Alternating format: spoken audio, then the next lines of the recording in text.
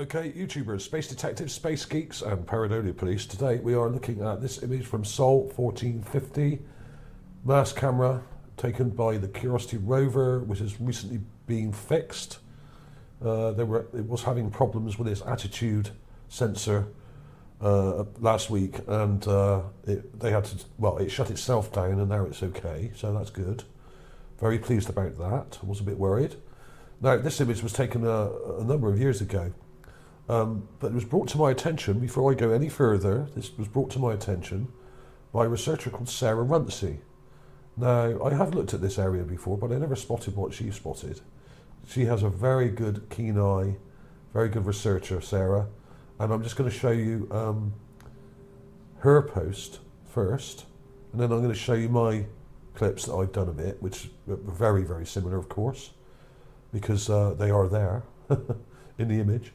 And this was posted on the Facebook group, which I then shared on my Facebook group. There's a link to it here. Now, if you want a link to this, there will be links to this stuff in the description. Okay, so you can check it out with a full credit to Sarah as well, and links to her stuff on Facebook and everything else. Okay, so. There we are, there we have it. What does it look like? It looks like an alien peering or peeking from behind a rock. What else can I say? When I saw this, I thought, no, it can't be. And I went in and checked it myself. I went to the GIGAPAN. I've got the GIGAPAN up here. Here's the original image, and the GIGAPAN is here. This one's by Keith Laney. This is a really nice GIGAPAN. Really clear and crisp, lots of detail. But this is another one of these buttes on the Mars in Gale Crater.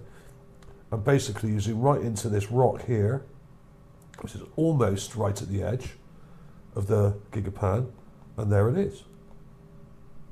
There it is. Let's go full screen a second. There we are. Let's go in close. So I haven't added this. This is definitely in the image, okay? You can see it there, okay? So that's where you need to look. Pretty simple one, this. I'm not going to spend too long on this one. Here we have it in my graphic software for a bit of a closer look. Now, what I've done here is exactly the same as Sarah has done on her clip. I've taken a clip of the raw image and I've enlarged it so we can see it a bit closer. So it's basically a zoomed in clip. And here it is. And I've actually colour filtered mine a bit because these images are very brownish and Mars isn't really that reddish brown colour completely. All the images are filtered by NASA with an orange filter. And to remove that, what I do is a thing called fade correction or automatic colour correction, one or the other. Sometimes fade correction is a bit harsh and everything goes blue. We don't want everything to go blue. But basically what we have, if you look at my cursor on the right, we have a head coming round, like this. Okay? It's pretty self-explanatory. You can actually see, if you look in real close, let's go in really close here, even in the raw image here, let's go right in, if it will let me. And you can see what looks like the two eyes, one here and one here. A nose. A chin. And if you look really carefully, you can see a shadow going across there like a mouth. It's there. Now, this is very vague. It's quite small. I don't know exactly how big this thing may be. Now, could it be an actual alien or some kind of creature? Could be. Now let's go into the enhanced clip and see if we can see more. There's not a great deal of detail here. This is a long way off. I would say this is like 20 to 40 feet away from the rover, probably more like 40, I would say. And the camera hasn't zoomed into this particular area, so what we're doing here is clipping the image and then zooming in by cropping it. And when you do that, you don't get a lot of detail because the camera isn't really focused on this at all. As you can see by this rock here, it's a bit fuzzy and the edges are a bit blurry. But what's odd, if you look really carefully, that the head, that it seems to come right out like that. Now, whether that is actually there or the head comes to here, like this, which is what I think it does, I think this may be some kind of distortion, or that could mean that there's motion blur. Because if you look carefully, that is almost like a ghosted part of the image just here. It's just about making out. In fact, you can see it there in the raw image, just there. Now, that to me almost looks like the head may have moved. I could be wrong. But you often get things like this when you see UFO footage or still photographs of real UFOs, not the fake ones that you see on most channels and most posts on Facebook. But when you see real stuff, like I used to research years ago, you often get a kind of halo or a blur. You'll get a sort of UFO like that, and behind it you'll get a sort of a secondary image, and often that can be quite long, like a long kind of streak or motion blur effect. Now, I could be wrong here. This may just be some distortion, or it could even be something in the background.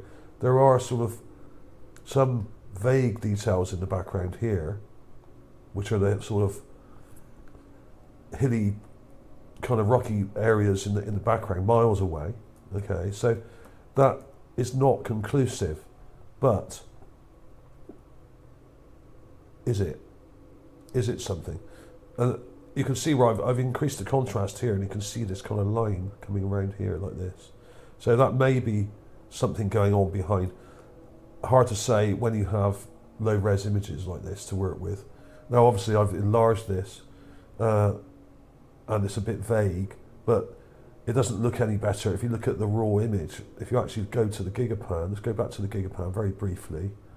In fact, hers is darker. You can actually see it slightly better.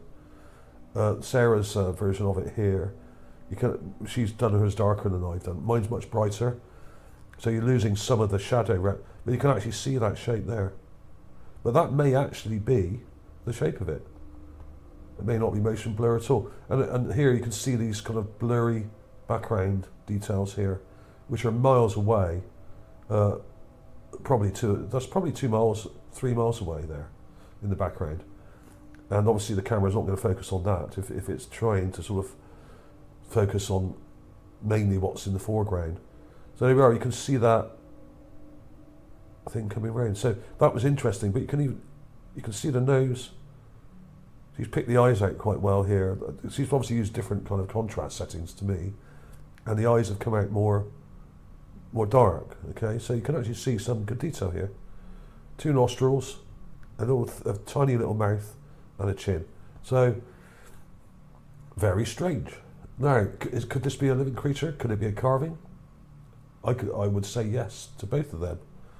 Could it just be a rock? Yes, but why would it, if this was actually part of this rock, why would it be a completely different colour? And that's more prominent in the one I've done, because I've actually colour corrected it. It's blue. It's kind of a bluish white colour. It's in shadow, unfortunately, so that's why it looks a bit bluish, because it's under the rock kind of overhangs slightly, and the sun isn't shining directly at this spot. It's kind of shining down from up here. So this is in shadow. Now, if this wasn't in shadow, this would be white, like some of the fungi that I found on some of these rocks on Mars. Okay, which is a kind of quite a light white colour, kind of a milky, well, a fungi white colour. It's not pure white.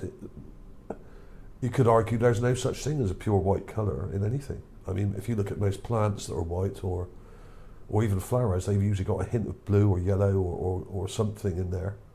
So there we are. I mean, could it be fungi that's growing on this? Possibly. But why would it be shaped just like the face of some kind of weird little chihuahua-looking alien? Why would it? Why would it have a mouth like this? Why would it have what seem to be nostrils and eyes?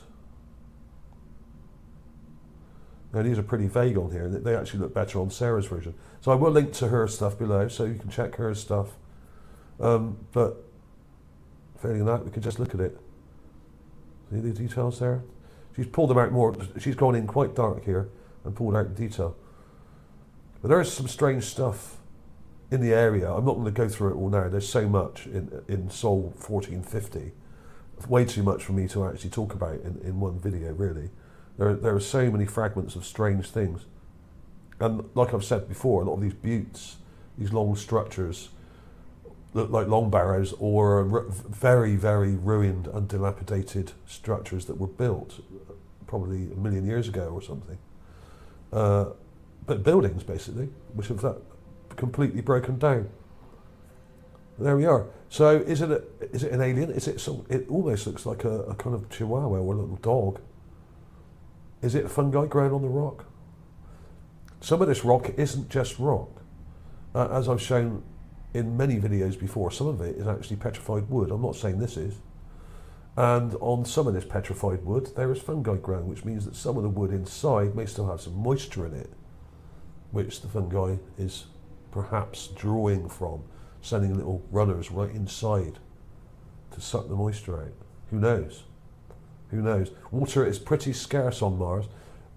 And a lot of people come on, I have had a lot of comments recently, well not a lot, a few comments recently from people claiming to be scientists who are saying, oh, there can't possibly be water on Mars or life on Mars because of the average temperature is this and the average... I don't care about averages. I don't give a toss about averages, right? If we ran everything on averages, nothing will ever get done. If you add up all the people living on Earth and all the people that have ever died on Earth, add them together and then work out an average, we'd all be dead. Because on average, there's more dead people than live people. So that's nonsense. Averages are pretty meaningless. What I'm interested in are what's in the images and what can be gleaned from the many similar things that have been found. Not only carvings, but things like fungi, statues, weapons like tanks, and vehicles like boats, pyramids, buildings, ruins, fragments of buildings all over the place. And this is one very good place to start looking.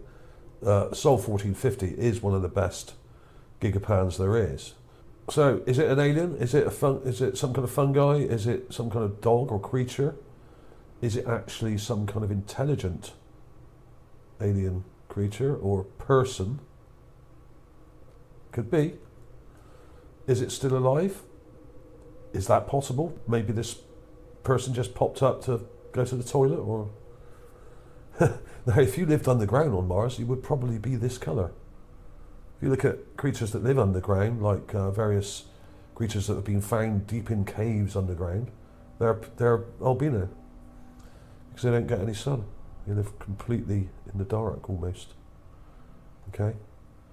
Very interesting. So, great find by Sarah Runcie here. I mean, and as I was saying before about averages, the thing is, if we run everything by averages, we'll never get anywhere. Science is not about averages, okay? Finding things is not about averages. Archaeology is not about averages. It's about making educated guesses where to look, using logic and comparative analysis of other things that have been found in the area to come up with what happened and what is going on now, perhaps. Okay? And just out of interest, for those people that still think that the average temperatures on Mars are too low for anything to live, what about these things here? We have radiation-eating bacteria could make nuclear waste safer. This was interesting. Let them eat waste. Bacteria could thrive on nuclear waste dumped deep underground and immobilize it to make it safer. Certain microbes can use radionuclides, such as uranium and neptunium, in place of oxygen, studies have found. So I'll put some links to some of these articles as well below as well. There was that. There was also this one, this kind of clip I found. It's not a proper article, but it's someone here said, scientists studying the soil beneath leaking Hanford nuclear waste storage tank have discovered more than 100 species of bacteria living in the toxic radioactive environment that most would have thought inhospitable to all forms of life. I'll put a link to that as well. That's interesting. Okay, so don't come to me on this channel talking about averages. Oh, you know, the air pressure on Mars is too low. So what? That doesn't rule things out. Oh, what? It gets a bit. Yeah, it does get very cold on Mars, even in the summer, even in Gale Crater. Even in the summer, it goes down at night to about minus 80 or 90 degrees. But you get people coming on my channel quoting averages saying, oh, there can't possibly be any water or life, or there's not enough air. Blah, blah, blah. Well, no. I'm sorry. Averages are bollocks, okay? Averages don't mean anything. Try and get your facts straight before you come on this channel. Strange species that lives off nuclear energy is like alien life on Earth. Another article here. I won't read any of this. I'll put a link below for that as well. And there was also this thing which came up as well, radiotrophic fungus. Radiotrophic fungi are fungi which appear to perform radiosynthesis, that is, to use the pigment melanin to convert radiation into chemical energy for growth. So these may as well be alien life forms. And in fact now, recently, NASA and various companies are saying that they're going to use fungi to grow structures, even buildings, on the moon and on Mars perhaps. Some crazy stuff. I'll see if I can dig up that article and put it below, in with all the links, with all these other things. So that was about it for today. We have all these crazy things on Earth that live in incredible conditions, in nuclear waste and in nuclear reactors and stuff like that. These have been found, some of these things have been found right in where Chernobyl is, where it's all right near the core meltdown area, whereas all this nuclear debris, which is so highly radioactive, they found bacteria and fungi living there.